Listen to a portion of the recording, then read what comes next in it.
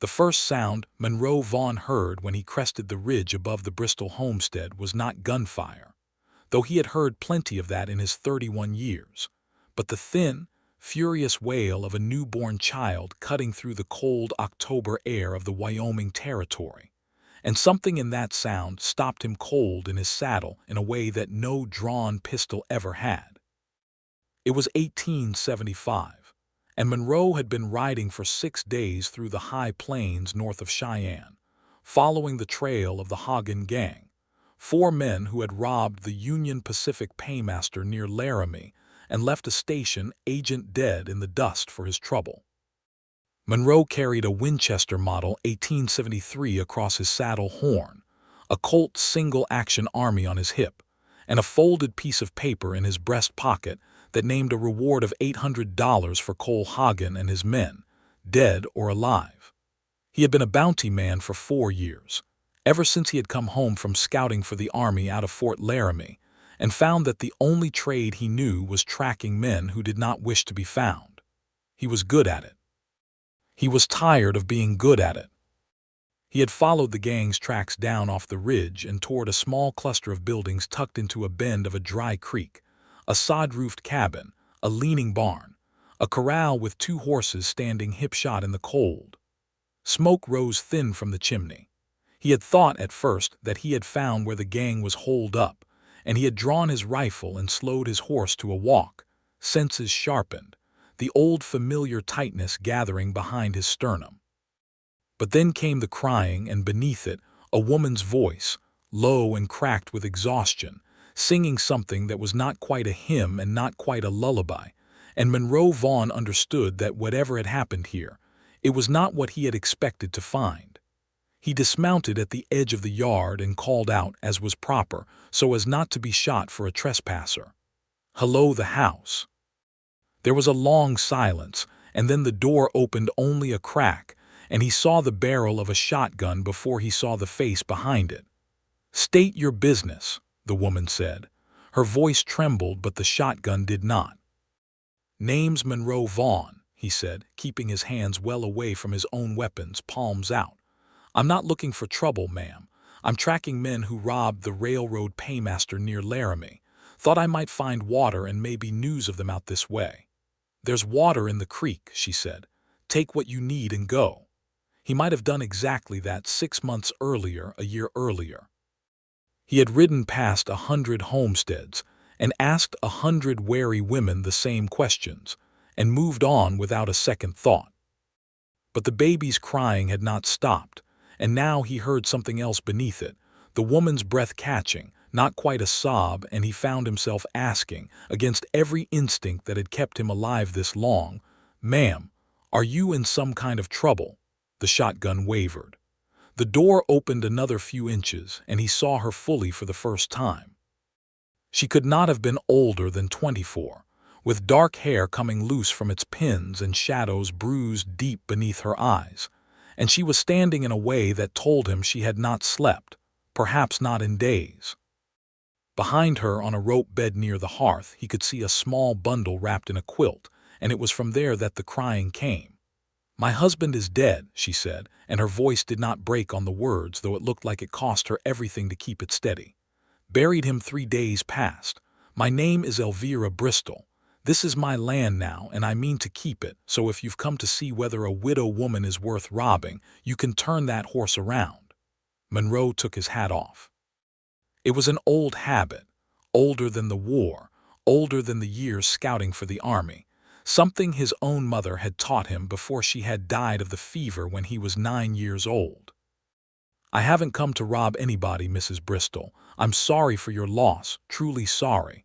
He hesitated, and then, because it seemed the only decent thing to say, he asked, "Was it the men I'm hunting? The Hagen gang?" Something shifted in her face, a flicker of recognition and hatred both at once. "4 men came through here 9 days ago, wanted our horses and our stores. Daniel wouldn't give them up without a fight, on account of we needed them to get through winter, and he was not a man who backed down easy." Her voice finally cracked, just slightly, on the last words. "They shot him twice and left him in the yard and took the horses anyway. I buried him myself, On account of there was nobody else, and 2 nights later I birthed our daughter." Monroe stood very still, hat in his hands, and felt something in his chest that he did not have a ready name for. He had spent 4 years hunting men for money, telling himself it was justice, telling himself the reward was only fair payment for dangerous work. He had never once stood in front of what that violence left behind, a woman alone with a shotgun and a newborn child and a fresh grave not 30 yards from her door. "I'm going to find them," he said. "I give you my word on that, Mrs. Bristol." "Your word doesn't put food on my table," Elvira said, "or wood in that stove, or keep the wolves from my stock come winter. I don't need your word. I need to be left alone to manage." He should have ridden on. He told himself that later many times in the quiet hours before sleep when he turned the whole matter over in his mind like a coin he could not stop flipping. He should have watered his horse and ridden on and let the widow Bristol manage, because that was what she had asked for, and a man ought to respect a woman's word on her own affairs. But he looked past her shoulder at the bundle on the bed, still crying thin and reedy, and he looked at the exhaustion carved into her young face, and he thought of his own mother, who had raised him and his brother alone for 2 years after his father died, with no help from anyone, until the fever took her too and left them orphans in truth. "Ma'am," he said, "I've got no family waiting on me anywhere, and I'm in no hurry to catch men who'll still be running 4 days from now same as today. If you'd let me chop some wood and check your stock before I go, I'd consider it Christian charity and nothing more, and I'll trouble you for nothing else." Elvira Bristol looked at him for a long moment, the shotgun still leveled, though her arms were shaking now with the effort of holding it steady. Then behind her the baby's cry rose to a fresh pitch of misery, and something in the young widow's face crumpled just for a second before she caught herself.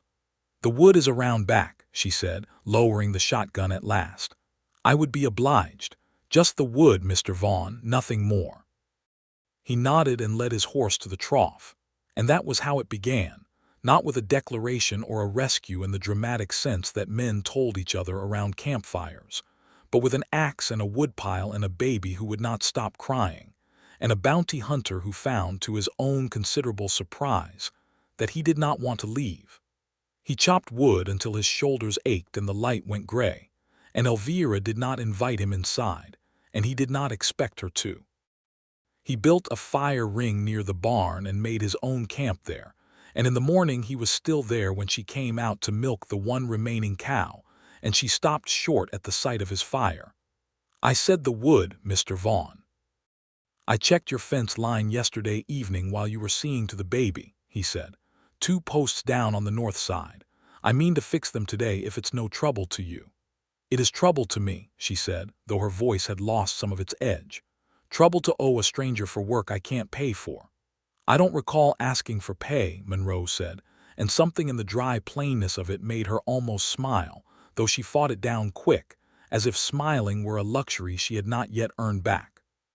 He stayed that day and the next, and told himself each morning that he would leave that afternoon, and each afternoon found some new task: a sagging henhouse roof, a wagon wheel in want of grease, a stove pipe that smoked wrong, and each evening Elvira watched him from her window with an expression that shifted, day by day, from suspicion to something more complicated, a kind of wary gratitude she seemed almost ashamed to feel. On the 4th day the baby's crying woke Monroe before dawn, and he heard beneath it Elvira's voice, thin and desperate, saying, "Please, please, just settle now, please." And something in the raw exhaustion of it pulled him up out of his bedroll and to the cabin door before he had even decided to go. He knocked, and when she opened the door, she looked as though she had aged years in the 4 days since he arrived. The baby was red-faced and screaming in her arms, and Elvira herself was weeping, silently, tears simply running down her face, while she rocked the child with the mechanical desperation of a woman who had long since run out of anything else to try. "She won't take milk," Elvira said before he could ask. "Won't sleep. I don't know what's wrong with her, and there's no doctor for 30 miles, and I don't know what to do, Mr. Vaughn. I don't know what to do." Monroe had delivered no babies and raised none, but he had, in his years scouting for the Army, spent long winters at outposts where the sergeant's wife had taught him a few things about colic and gripe water, and the particular way an infant's stomach could twist itself into knots over nothing more than swallowed air. He held out his hands, awkward, unsure of his welcome. "May I?" Elvira hesitated only a moment before she placed the child in his arms, too tired to argue, and Monroe settled the baby against his shoulder, higher than Elvira had been holding her, and began to pat her back in slow, steady strokes while he walked her in a slow circle around the small room. Within a few minutes, a small belch escaped the child, startlingly loud for so small a creature, and her crying eased into hiccuping whimpers, and then gradually into silence. Elvira stared at him as though he had performed a miracle on the order of turning water into wine. "How did you know to do that?" "Learned it from a soldier's wife a long time ago," he said, feeling foolishly pleased with himself. "Babies swallow air when they're upset. Sometimes that's all it is." "Sometimes," Elvira repeated, and sat down hard in the single chair by the hearth, as if her legs had simply given out beneath the relief. "I have been so afraid, Mr. Vaughn. I don't know the first thing about caring for an infant, not truly, and there's no one to teach me, and I keep thinking Daniel should be here. He wanted this child so badly, and instead it's just me, and I am so tired I can hardly see straight." "What's her name?" Monroe asked, looking down at the small face, finally peaceful dark lashes against round cheeks. "Grace," Elvira said. "Grace Bristol. Daniel picked it out before. He said whatever trouble came, Grace would see us through it." Monroe looked at the baby a long moment and then at the young widow slumped in her chair, and he made a decision that would alter the whole shape of the rest of his life, though he did not yet know it for what it was. "Mrs. Bristol, I've got no pressing place to be. Let me stay on a while longer. Not for charity, and not because I think you can't manage, but because 4 hands are better than 2 when there's a homestead and a baby both needing tending, and because I find I would rather be useful here than chase men across the territory for a reward I don't much care about anymore." Elvira studied him with red-rimmed eyes. "Why would you do that? You don't know me. You don't know Daniel. We're nothing to you." "Maybe not," Monroe said. "But I've spent 4 years hunting men who do harm, and I have never once stayed long enough to see what mending looks like. I find I'd like to see it if you'll allow me." She did not answer right away, and Monroe did not push her, only stood there holding her sleeping daughter, feeling the small weight of her settle into something in his chest that had been empty and closed off for longer than he could easily reckon. "You can stay in the barn," Elvira said finally, "until the first snow makes that foolish. After that, we'll see." It was not a declaration of trust, not yet, but it was a door left open, and Monroe Vaughn walked through it and did not look back. The weeks that followed took on a shape neither of them had planned, but which fit together with a rightness that surprised them both. Monroe repaired the barn roof before the first snow came, mended fences, broke ice on the water trough each frozen morning, and butchered the 1 hog Daniel Bristol had been fattening before his death, so that Elvira would have meat through the winter. He hunted deer along the creek bottoms and taught himself, through patient trial, to hold Grace steady enough that Elvira could sleep 3 or 4 hours at a stretch for the first time since the birth. Elvira, for her part, watched him with the same careful eye she watched the weather, waiting for the storm she had learned, through hard experience, always eventually came. But no storm came. Monroe did not drink, did not raise his voice, did not once look at her the way some men looked at a young widow alone, as though she were a problem to be solved through marriage or worse. He simply worked, and ate what she gave him, and slept in the barn, and in the evenings, if she allowed it, sat by the hearth and told her small, quiet things about his life, his mother's death, his years scouting the plains for the Army, the brother he had lost to a fever outbreak at Fort Fetterman 2 winters back, until she understood that his gentleness was not a performance but simply the deepest part of who he was, buried for years beneath the necessities of a violent trade.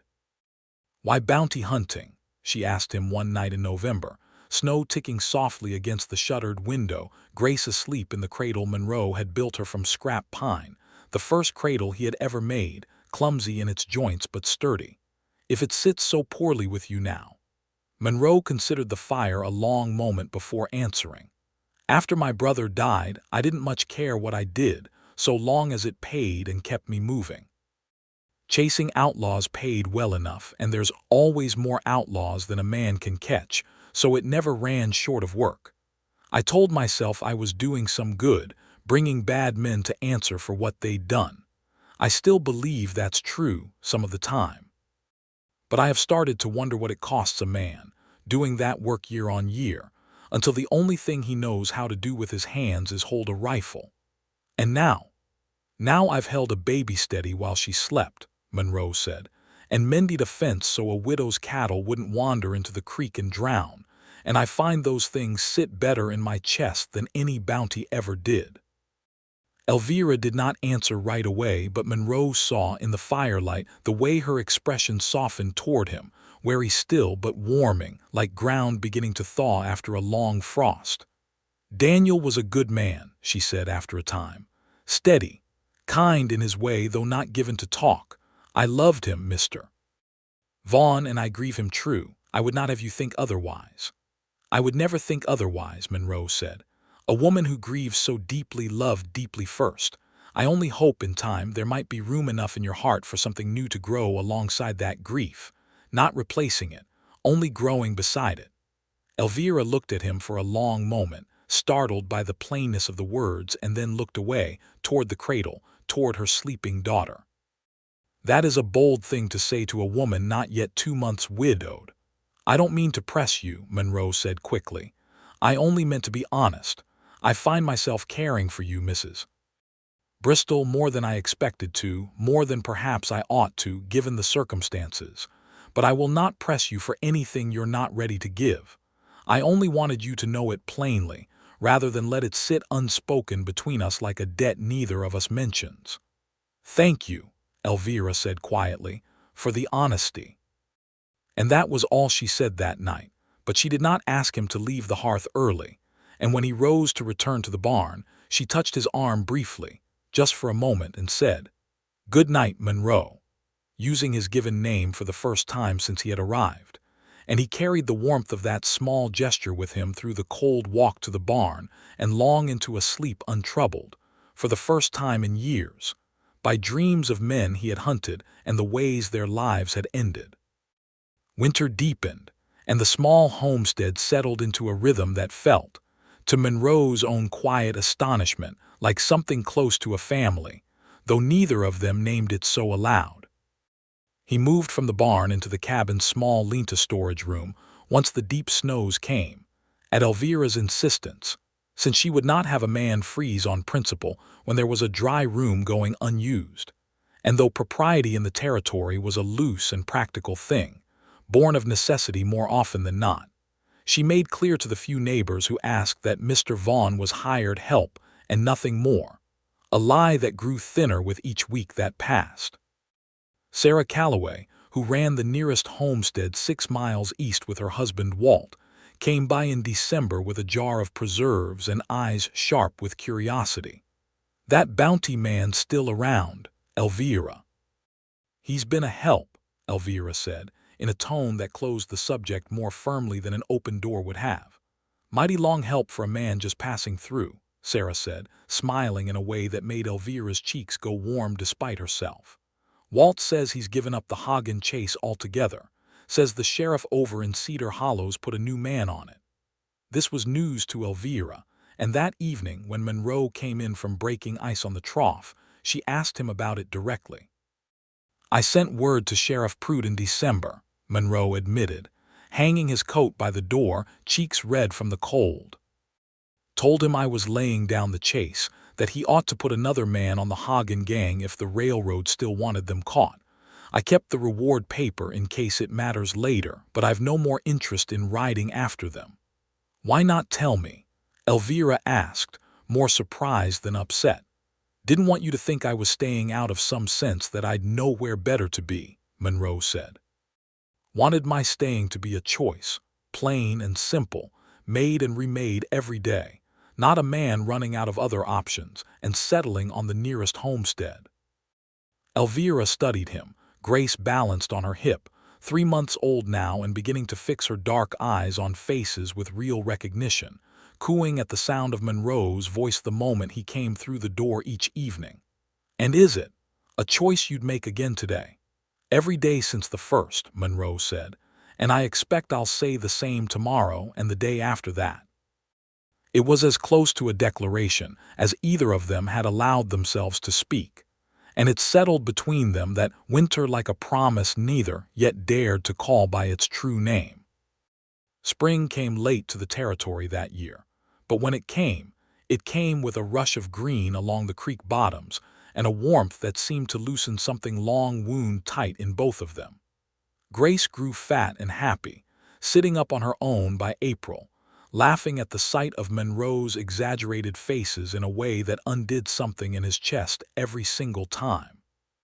He built her a proper crib to replace the rough cradle, carving small flowers into the headboard with a whittling knife in the evenings, an act of patience that surprised even himself, a man who had once measured his worth in how fast he could clear a holster. It was in April, with the first calves dropping in the pasture and the creek running high with snowmelt, that Elvira found him in the barn one evening, oiling the leather of a saddle that had belonged to her late husband, work she had asked him to see to before the summer's riding began, and she stood in the doorway a long moment before she spoke. "Monroe," she said, and something in her voice made him set the saddle aside at once and turn to face her. "I have been thinking on what you said, back in the winter. About there being room to grow, alongside the grief." He waited, hardly daring to hope, the barn quiet around them save for the shuffle of the horses in their stalls and the soft calling of a mourning dove somewhere beyond the open door. "I love Daniel," she said, "and I will always carry that. But I find these past months that I think of you now when I wake before I even think of the day's chores, and that when you're out checking the far fence line, I find myself watching the horizon for your return, the way I used to watch for Daniel, and I did not expect to feel that again. Not so soon, not for any man, and it has frightened me some, if I am honest." "Elvira," Monroe said, her given name feeling like a small miracle in his mouth after months of careful formality. "I have loved you, I think, since the 4th day I stayed, when you handed me your daughter without knowing me at all, because you were too tired to fear me any longer. I have tried to be patient, and to let you find your own way to whatever you might feel, without pressing you toward it. But I will tell you plainly now, if you'll permit it, that I want a life with you and with Grace if you would have me, not as hired help, not as a man passing through, as your husband if in time you'd consider it, and as a father to that child in every way but blood." Elvira crossed the barn floor and without a word put her arms around him, and Monroe held her while she wept, not the desperate weeping of exhaustion he had first witnessed on her doorstep, but something gentler, a release long overdue, grief and hope tangled together and finally allowed to move through her at once. "Yes," she said finally into his shoulder. "Yes, Monroe Vaughn, I would have you when I am ready, and I think perhaps I am readier than I knew." He kissed her then, softly, careful as a man handling something he feared to break, and she kissed him back with a certainty that told him she had made her peace with the choice long before she had found the courage to speak it aloud. They did not rush toward marriage, though the wanting of it sat plain between them from that evening forward. Elvira insisted on a full year's mourning observed before any wedding, both for propriety's sake in the small community of Cedar Hollow, and because she wished, she said, to be certain in her own heart that she came to a new marriage whole, rather than simply fleeing loneliness. Monroe agreed readily, for he had waited this long already and found he did not mind waiting further, so long as the waiting had a destination at its end. That summer brought its own trials. A drought settled over the territory in July, and the creek ran low and brown, and Monroe worked from dawn until the light failed hauling water from the deeper pools to keep the garden alive, while Elvira preserved what vegetables the dry heat allowed and traded eggs and butter in Cedar Hollow for flour and salt pork against the lean months to come. Grace took her first steps in August, stumbling 3 paces across the cabin floor into Monroe's waiting arms, and Elvira laughed and cried at once. And that evening, over a supper of cornbread and beans, she said to him, "She will call you Papa before long, Monroe, whether we've married yet or not. I've heard her practicing the sound of it." "I would be glad of it," Monroe said, and meant it with his whole heart, for in the 11 months since he had ridden up out of the creek bottom hunting outlaws, he had come to think of Grace Bristol as his own in every way that mattered, blood or no blood. But the peace of that summer did not go entirely undisturbed, for trouble, when it came, arrived from the direction Monroe had least expected, out of his own abandoned past. In September, a rider came through Cedar Hollow with news that unsettled the whole territory. The Hagen gang, having laid low through the winter and spring, had resurfaced with a vengeance, robbing a stage outside of Fort Fetterman and killing the driver. And then, in a piece of news that turned Monroe's blood cold, had been asking after him by name in a saloon in Cheyenne, wanting to know what had become of the bounty hunter who had once dogged their trail so persistently, and whether he had settled somewhere nearby. Sheriff Prout rode out to the Bristol homestead himself to deliver the news, a broad, graying man with a tired face who had known Daniel Bristol for years before his death. "Thought you ought to hear it plain, Vaughn, rather than by rumor. Cole Hagen's a vengeful sort. Man you humiliated back near Laramie 2 years past, when you took his brother in for the Sweetwater robbery. Word is he's held a grudge on you personal ever since, blames you for his brother hanging." Monroe felt the old cold tightness settle back into his chest, a feeling he had thought, these past months, he had left behind for good. "You think he means to come here?" "I think a man like Hagen, once he learns where a body's settled, don't much care about riding a little further out of his way for the pleasure of revenge," Prout said grimly. "I'd not raise alarm without cause, Vaughn, but I'd be a poor sheriff if I didn't warn a man in your position." That night, after Prout had ridden on, Monroe sat long by the fire, watching Elvira mend a shirt by lamplight, watching Grace sleep in the crib he had carved, and felt the old instincts rising in him, the pull toward his rifle, toward vigilance, toward the readiness for violence that he had spent 11 months trying to set down for good. "You're thinking of leaving," Elvira said quietly, without looking up from her mending, "to draw him away from us." "I'm thinking on it," Monroe admitted. "If Hagen comes here looking for me and finds you and Grace in the bargain, I don't know what a man like that might do, out of spite alone." "And if you leave," Elvira said, setting down the shirt at last, meeting his eyes with a steadiness that surprised him, "and he comes here anyway, believing you might return or simply wanting to punish you through us regardless. What then, Monroe?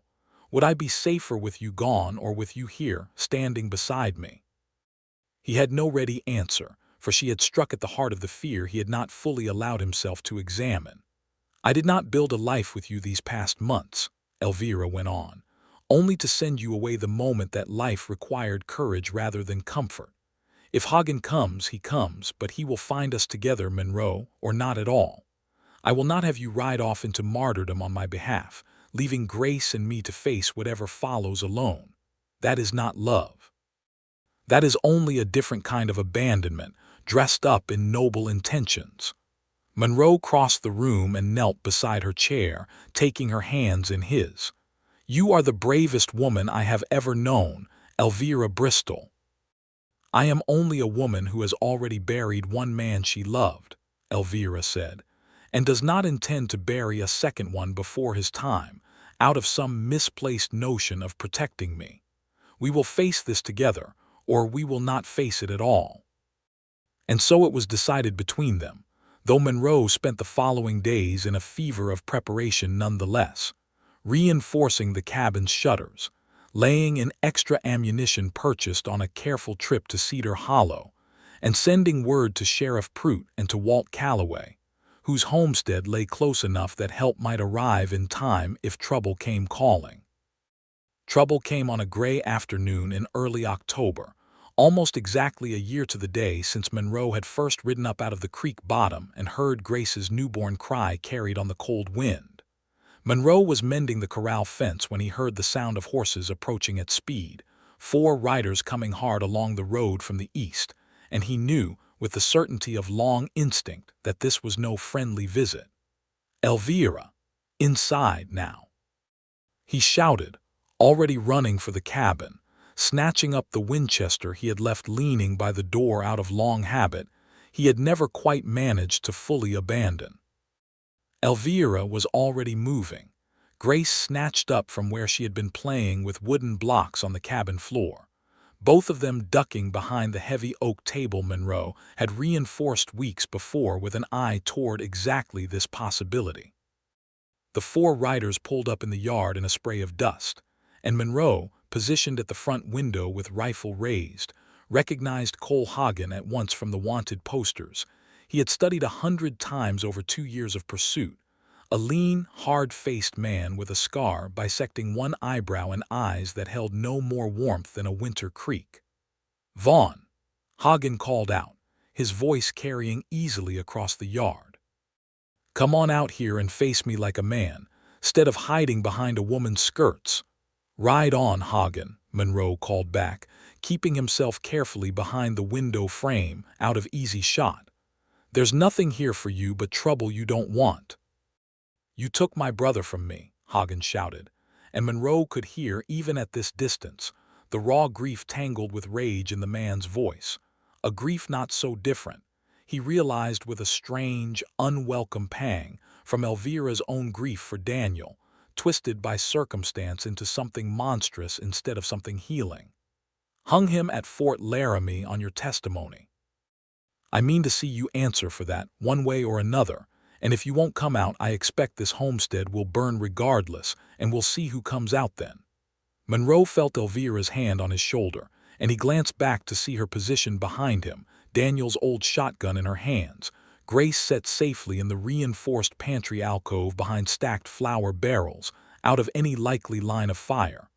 "I am not leaving your side," she said quietly before he could speak. "Whatever comes." Outside, one of Hagen's men had dismounted and was moving toward the barn with a torch already lit, and Monroe understood that words had run their course. "Hagen," he shouted, "you want to settle this between us, man to man, no fire, no harm to the woman or child inside, and I'll come out and face you square, gun to gun, fair as any man could ask." There was a pause, and then Hagen's voice again, edged now with something like satisfaction, as though this had been his aim all along. "Fair enough, Vaughn.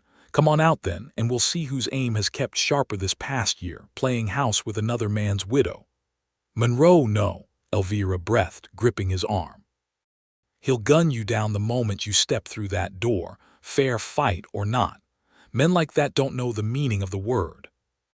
"I know it," Monroe said grimly. "But if I don't go, he burns the barn, maybe the cabin next, and we're trapped in here regardless. 3 against however many hours it takes Prute to get word and ride out. I mean to buy us time, Elvira, and a chance. Trust me." He kissed her once, hard and quick, a kiss that held a year's worth of unspoken devotion compressed into a handful of seconds, and then he was moving toward the door, rifle held ready, every old instinct from 4 years of bounty work rising up cold and clear and useful at last, in defense of something that mattered more than any reward money ever had. He stepped out onto the small porch, rifle lowered but ready, and found Hagen and his remaining 2 mounted men arranged in a loose crescent across the yard, the 4th still crouched by the barn with his torch, awaiting only a word to set the dry timber alight. "Tell your man to step away from that barn," Monroe said, "or there's no fair fight to be had, only murder, and Sheriff Prute will hear of it from every soul in this territory." Hagen considered this a long moment, and then jerked his chin toward the man at the barn, who reluctantly stamped out his torch in the dirt, though he did not move far from it. "Now then," Hagen said, swinging down from his saddle with unhurried menace, Let's see what a year of soft living has done to your draw, Vaughn." They faced each other across perhaps 20 paces of open yard, and Monroe felt the old world and the new world colliding inside his own chest. The bounty hunter he had been, and the husband and father he had become standing in the very same worn boots. And he understood, with a clarity that steadied his hand, that he was not fighting now for reward money or reputation, but for the woman and child sheltering behind him, and that made all the difference in the world. Hagen's hand moved first fast, but Monroe had spent 4 years making his living from speed and precision both. An old skill, it turned out, did not desert a man simply because he had spent a year gentler than before. His own hand found his Colt and cleared leather in the same heartbeat, and the 2 shots rang out nearly as one across the quiet yard. And then Cole Hagen was falling, a widening stain of red across his chest, his own shot gone wild into the dirt at Monroe's feet. The remaining 2 mounted men, seeing their leader fall, wheeled their horses in sudden panic. But the third man, the one who had held the torch, made the mistake of reaching for his own weapon, and Monroe, still moving on instinct honed over years of dangerous work, put a second shot through the man's shoulder before he could clear his holster, sending him sprawling with a cry into the dust. "Ride!" The last man shouted to his fallen companions, and then he was spurring his horse hard for the road, abandoning both Hagen's body and his wounded fellow without a backward glance, disappearing in a cloud of dust toward the eastern hills. The wounded man lay groaning in the dirt, and Monroe approached him cautiously, kicking his fallen pistol well out of reach before crouching to examine the wound, which, though painful, was not fatal, the ball having passed clean through the meat of the shoulder without striking bone. "You'll live," Monroe said grimly, "to hang for the stage robbery near Fort Fetterman, most likely, once Sheriff Prout gets hold of you." The cabin door opened behind him, and Elvira emerged, Grace balanced on her hip, both of them pale but unharmed, and Monroe felt the whole weight of the past several minutes crash down on him at once, his hands beginning to shake now that the danger had passed, in a way they had never once shaken during 4 years of bounty work, because never before had the stakes been quite so precious, nor quite so personal. "Is it over?" Elvira asked, her voice tight with fear only now finding its voice, now that the immediate danger had passed. "It's over," Monroe said, and crossed the yard to gather her and Grace both into his arms, holding them so tightly that Grace let out a small squawk of protest. And despite everything, despite the dead man lying in their yard and the wounded man groaning nearby, Elvira laughed. A thin, shaky laugh threaded through with relief so profound it bordered on tears, and Monroe found himself laughing with her. The 2 of them clinging together in the aftermath of violence, with a fierce and grateful joy that only those who have narrowly kept what they love most can truly understand. Sheriff Prout arrived within the hour, having been alerted by the sound of gunfire carried on the still autumn air to Walt Calloway's homestead and relayed onward by a fast rider, and he took charge of both the body and the wounded outlaw with brisk efficiency, listening to Monroe's account of events with a grave nod. "Fair fight by every witness account and the physical evidence both," Prout said, glancing at the position of the wounds, at the yard's layout, at the dropped torch still smoking faintly by the barn door. "No question you acted in defense of this homestead and its people, Vaughn. I'll see this properly recorded, and there'll be reward money still owing on Hagen, dead or alive as the paper specified, if you care to claim it." Monroe looked at the paper Prout withdrew from his coat, the same reward notice he had carried folded in his own breast pocket for the better part of 2 years, and felt, for the first time, no pull toward it whatsoever. "Give it to the railroad's widow fund if such a thing exists," Monroe said. "Or to the family of that station Agent Hagen's men killed near Laramie if you can locate them. I've no more use for bounty money, Sheriff. I've got everything I need right here." Prout studied him a long moment, and then looked past him to where Elvira stood in the cabin doorway, Grace now asleep against her shoulder despite the day's turmoil, the particular resilience of very young children who trust entirely in the safety of the arms that hold them. "I expect you do at that," Prout said, and there was something almost like approval in the old sheriff's weathered face. "I'll see the last man run down before winter, if it's the same to you. No need for you to trouble yourself further with the hunting of him."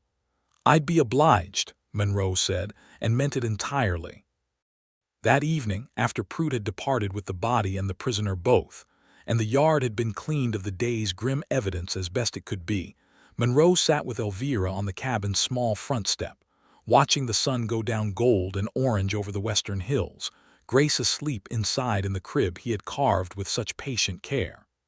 "I have been thinking," Monroe said slowly, "about what Hagen said before, about playing house, and I find I don't want to play at it any longer, Elvira. I want it made real and proper, before God and the whole of Cedar Hollow, as soon as you'll have me.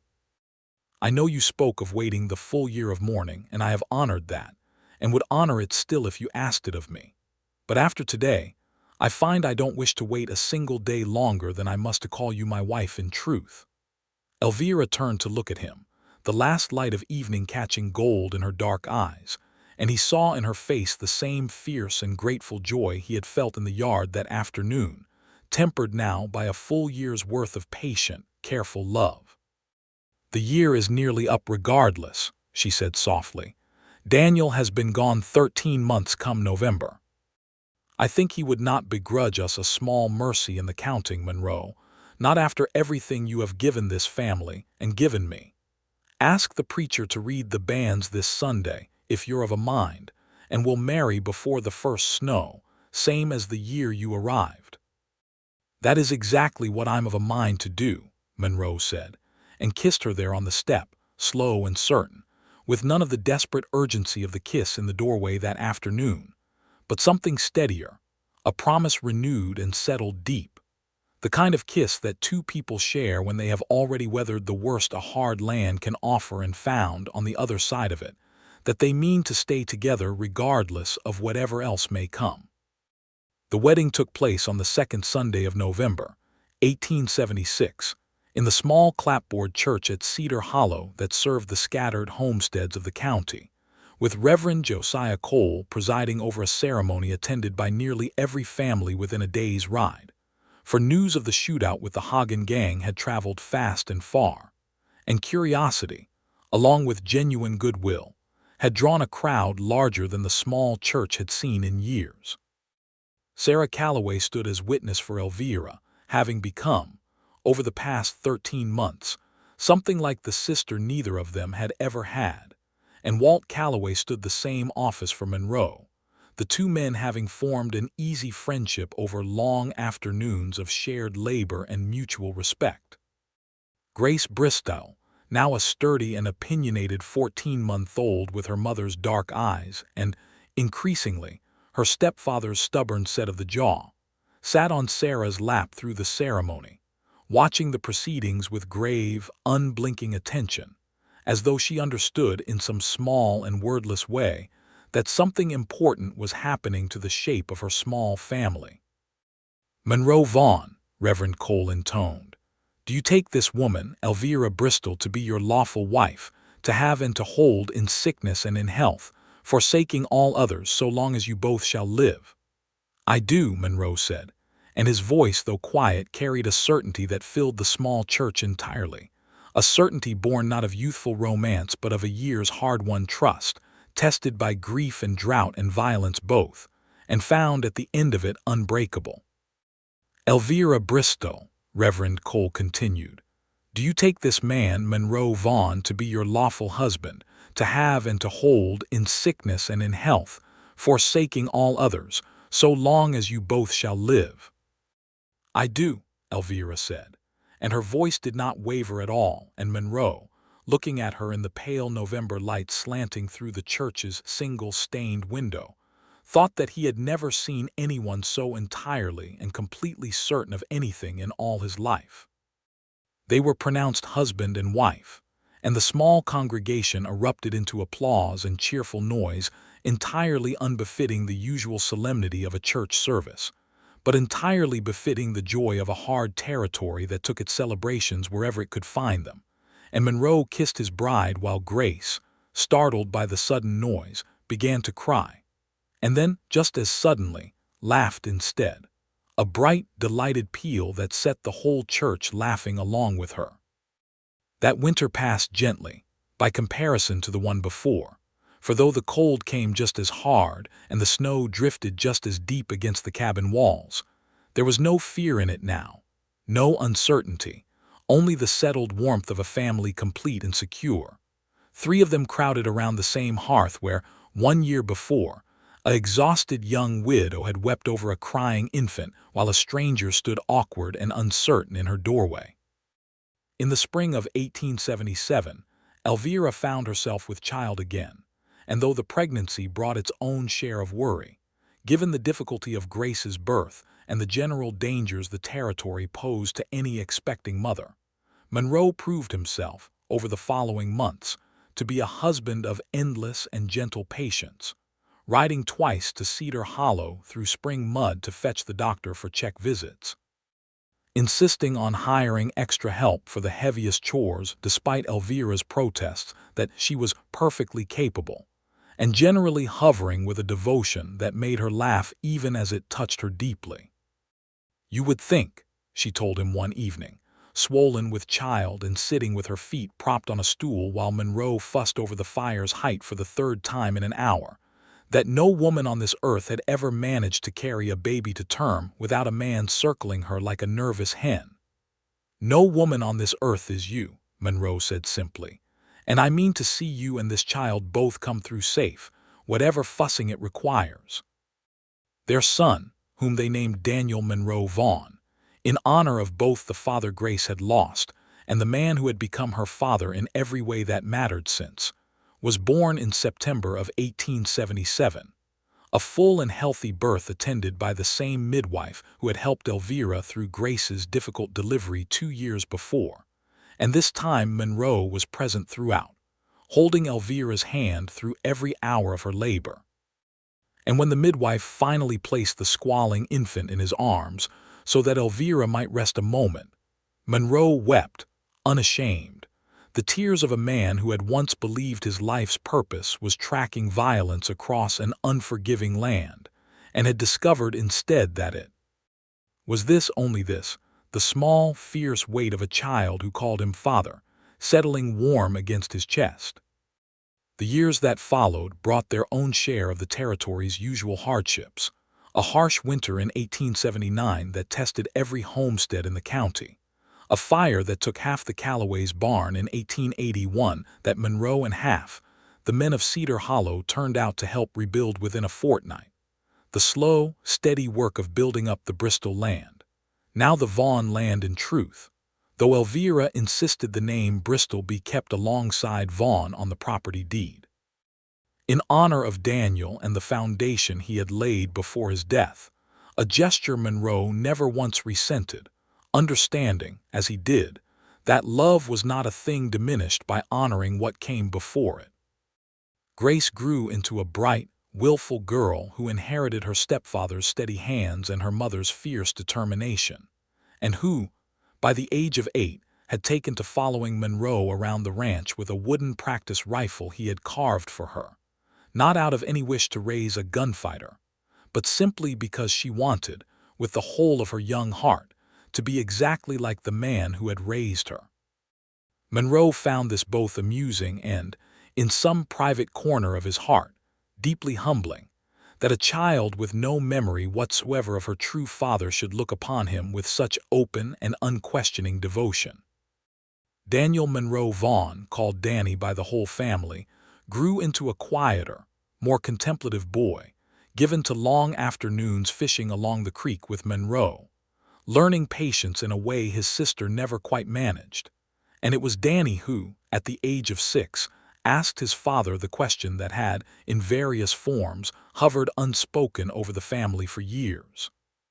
"Papa," Danny asked, one warm evening in 1883 as they sat together on the creek bank, lines cast into the slow-moving water, "were you really a bounty hunter before?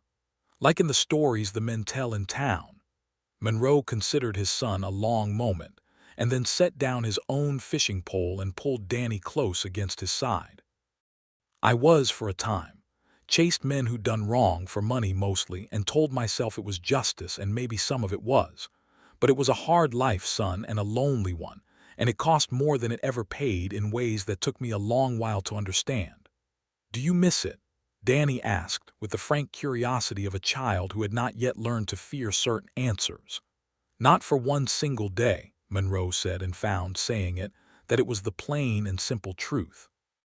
The day I gave it up for your mother and your sister was the best trade I ever made in my whole life, and I've never once regretted it, not for a moment, not even when times were hard. What happened to your rifle? Danny pressed. The one from before. Monroe smiled, thinking of the old Winchester, retired now for years, hanging above the cabin's stone mantel, cleaned and oiled out of habit but never once fired since the day he had faced Cole Hagen in the yard. I kept it, as a reminder of the life I chose not to keep living. But I traded the use of it, son, the day I decided your mother and your sister mattered more to me than any reward money ever could. Traded a rifle's life for a cradle's life, you might say, and never once looked back on the bargain. Danny considered this with the grave seriousness children sometimes bring to matters they only half understand, and then, satisfied, returned his attention to his fishing line. And Monroe watched him a long moment, this small, thoughtful boy who bore his name and, increasingly, his own quiet temperament, and felt his heart swell with a gratitude so complete it nearly ached. By 1885, the Vaughn homestead had grown to include a third child, a daughter named Ruth, born in the spring of that year with her mother's dark hair, and as it happened, her mother's fierce and practical temperament as well, so that Elvira often joked that Ruth would run the ranch herself before she was out of pigtails, given how thoroughly she had already taken to bossing her older siblings about the yard. Sheriff Prout, grown old and gray by then, retired from his post in 1886 and took to visiting the Vaughn homestead every autumn, an old friendship maintained across the years, and it was Prout who told Monroe during one such visit that the last surviving member of the Hagen gang had finally been captured in 1884 in a mining camp far to the south, and had confessed, before his hanging, to the murder of Daniel Bristow, closing at last the final open question of that long-ago violence, a piece of news that Monroe carried home to Elvira with careful gentleness, uncertain how she might receive it after so many years of peace. Elvira listened to the news in silence, and then, to Monroe's quiet relief, nodded slowly, some old tension finally releasing from her shoulders after nearly a decade of carrying it unspoken. "I am glad it is finished," she said. "Not for revenge's sake, though I will not pretend I feel no satisfaction in it, but for the sake of knowing at last that the whole matter is closed, and that Daniel's death has been properly answered before the law, and that our children need never wonder when they are grown whether some measure of justice was ever truly served." "It was served," Monroe said, drawing her close. "Slower than either of us might have wished, but served all the same." That evening, as had become their long habit, they sat together on the cabin's front step, now considerably expanded from the original small homestead, with a proper porch that Monroe had built the summer after Ruth's birth, and watched their 3 children playing in the last golden light of a late summer evening. Grace, now 11, chasing Danny, now 8, across the yard, while Ruth, barely 2, toddled after them both with the fierce determination that would define her whole character in the years to come. "Do you ever think," Elvira asked, resting her head against Monroe's shoulder, "about that first day, when you rode up out of the creek bottom and I met you at the door with Daniel's shotgun, ready to shoot you dead if you so much as breathed wrong?" "Often," Monroe admitted, smiling at the memory. "I think it's the closest I ever came to being genuinely afraid of a woman, and I'd faced down 4 different outlaw gangs by that point in my life." Elvira laughed, a warm, easy sound that had grown more frequent with every passing year of their marriage. "I was terrified, you know." Not of you precisely, though I didn't yet know enough to trust you. Terrified of everything, really. The winter coming, the baby not feeding right, Daniel gone and no one left to help me manage. I thought I would have to do it all entirely alone, and the thought of it very nearly broke something in me. You would have managed, Monroe said. You're the strongest woman I've ever known, Elvira Bristol Vaughn. You'd have found a way with or without me. Perhaps, Elvira said, but I am glad every single day that I did not have to find out. I am glad you rode up out of that creek bottom, Monroe, and I am glad that baby's crying stopped you when 100 other homesteads worth of trouble never did. I have wondered sometimes what it was, exactly, that made this particular home different from all the others you must have passed on your travels.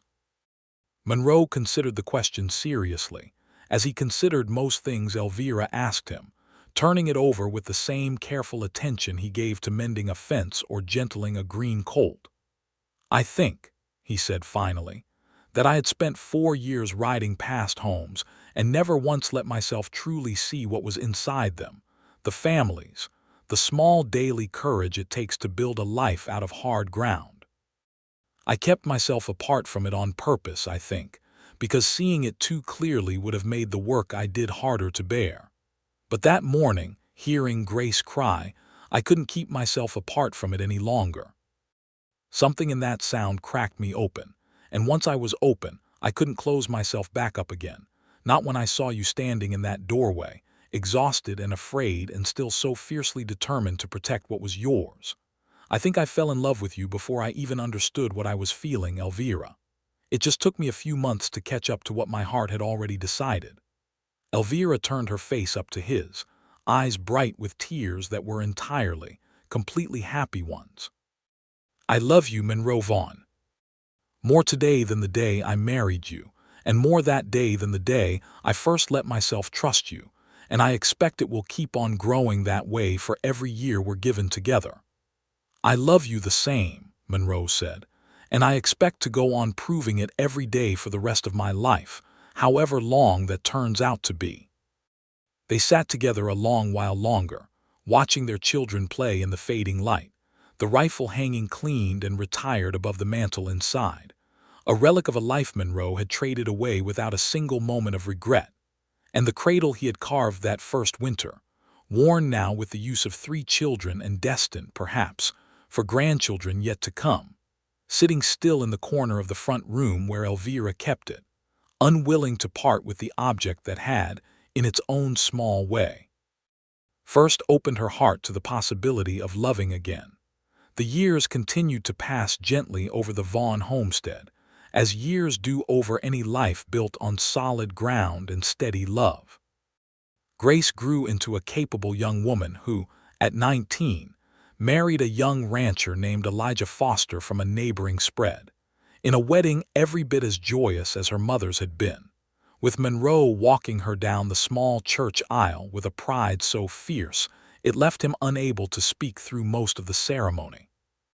Danny, quieter and more studious than his sister, went east in 1893 to study medicine, determined to become the kind of doctor the territory had so sorely lacked in the difficult days of his sister's birth, and returned 5 years later to set up practice in Cedar Hollow itself, close enough to visit his parents every Sunday for supper.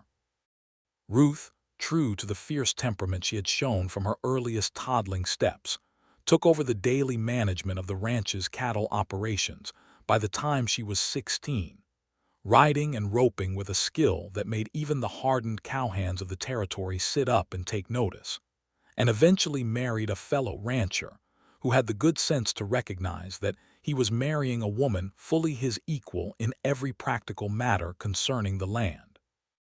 Monroe Vaughn lived to see all 3 of his children married, and lived long enough besides to bounce grandchildren on his knee in the very same rocking chair he had built for Elvira the winter after Grace's birth. And never once, in all the years that followed that fateful October morning in 1875, did he regret the trade he had made, the rifle's cold readiness set aside forever for the warm, demanding, endlessly rewarding work of building a family out of grief and hardship, and eventually, out of a love so steady and so certain that it outlasted every storm the territory could throw against it. Elvira Bristol Vaughn kept, until the end of her days, the small quilt Grace had been wrapped in that first terrible night, folded carefully in a cedar chest alongside Daniel Bristol's old shotgun, and the letters Monroe had written her during the rare occasion circumstance had separated them over the years, a testament to a life built not on the erasure of what came before, but on the patient, careful honoring of grief transformed, over time and through great love, into something rich and whole and entirely unexpected.